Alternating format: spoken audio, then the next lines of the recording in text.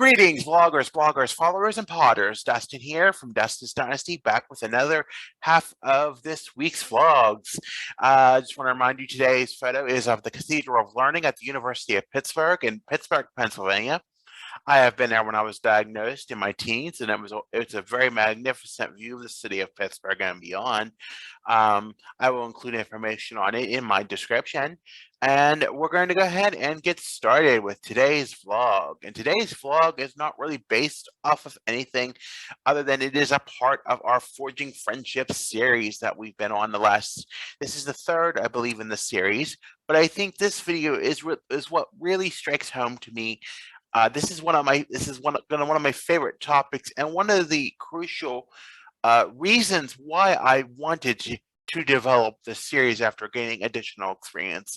It was one of the first reasons I've wanted a vlog, and it's something that I think is important in an autistic person's life to know from an autistic person, from their perspective. Because if they don't know, it can open up a can of worms that you don't want, or it can be a good thing.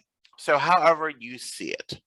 So as you know, autistics often struggle with social awkwardness, social anxiety, social issues, whatever issues of being socially inept.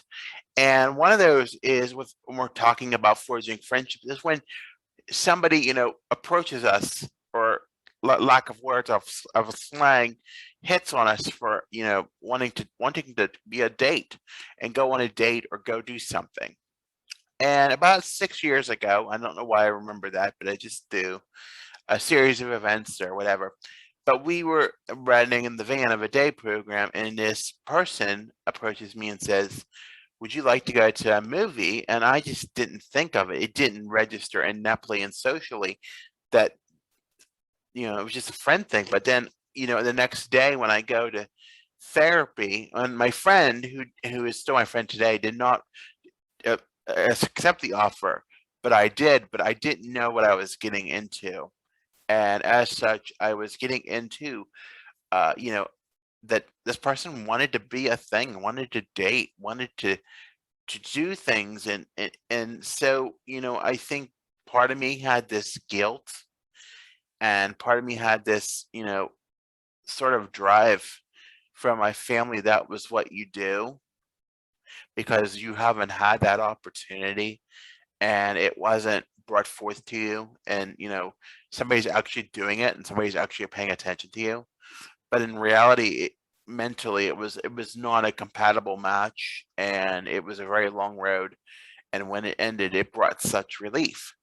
So it's very hard, to know the slang terms, that when somebody's asking you to do those things, like go to a date or go here or do something, that's actually, an invitation to date, or to do something, and actually be something. And that, as an autistic person, you may or may not want to do that, but you need to know, what pickup lines or what have you, just to say, to that person, well, I may not be interested right now, or, I may have to consider it.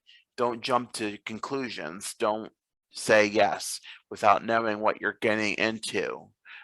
Do your research, do your validation points.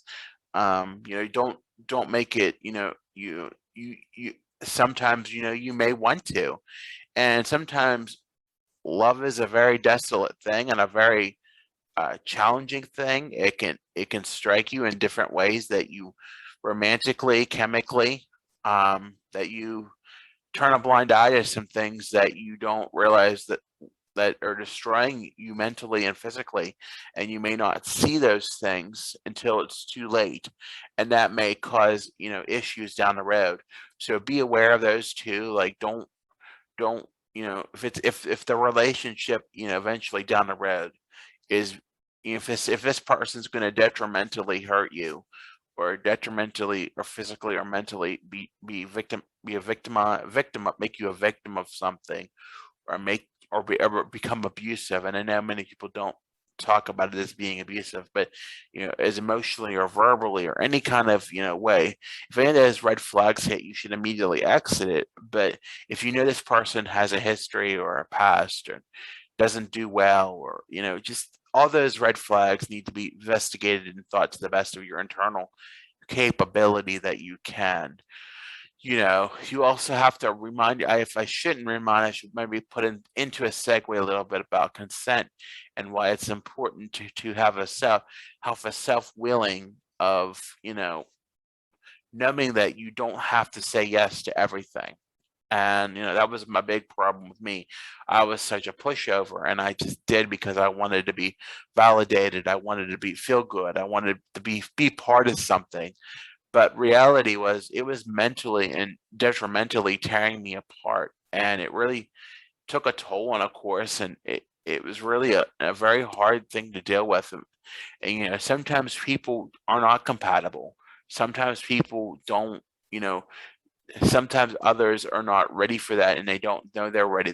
All they want is that validation and that, pity and that everything that goes with it. And for 2 long years, I experienced you know, a lot of issues with that. But now I think I'm just in it. Sometimes you have to know your balance, and you have to know to stand your ground, and you have to know to say no to things.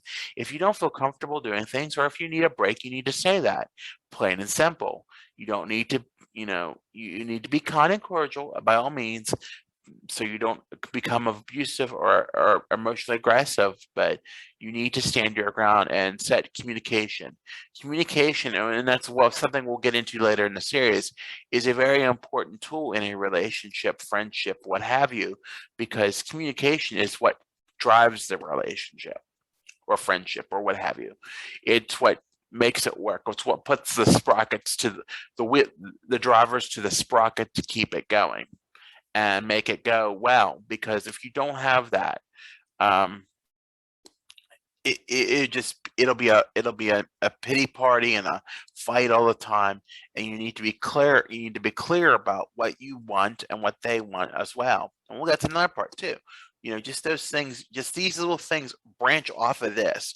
But this is the big part of it, because if you don't know that that person wants that relationship, they want you, or want that part of a relationship, then if they do and you get it, if sometimes they have to be explicit, and sometimes you may get it, and sometimes other people may tell you. For me to say that language to my professional, she had to tell me that that was what they wanted, and I didn't know that. And I did it, and went well for a while, but then it turned its recourse and went very badly. So it's not bad on the person. The person was not we were not compatible. I was not ready for that. And and I was not even near that. I was like far off. But it's just you have to know that when people that it's just you have to know when people say certain cues, and maybe I'll share them in a link. But when people say certain cues, that they want to do this or do that, or they want you or whatever, that is, or they want to do something, then that's a cue that they want to be in a relationship. And maybe as an autistic person, maybe you're not ready for that yet. Maybe you're just not capable mentally, or capable to handle cognitively, to handle somebody else and somebody else's problems. Or maybe it's a quasi what some people coin as a program relationship, where it's only based in the program, or situational venue that you are attending, and it never goes beyond those doors. It never uh, goes beyond those program hours or that van ride. And it never grows.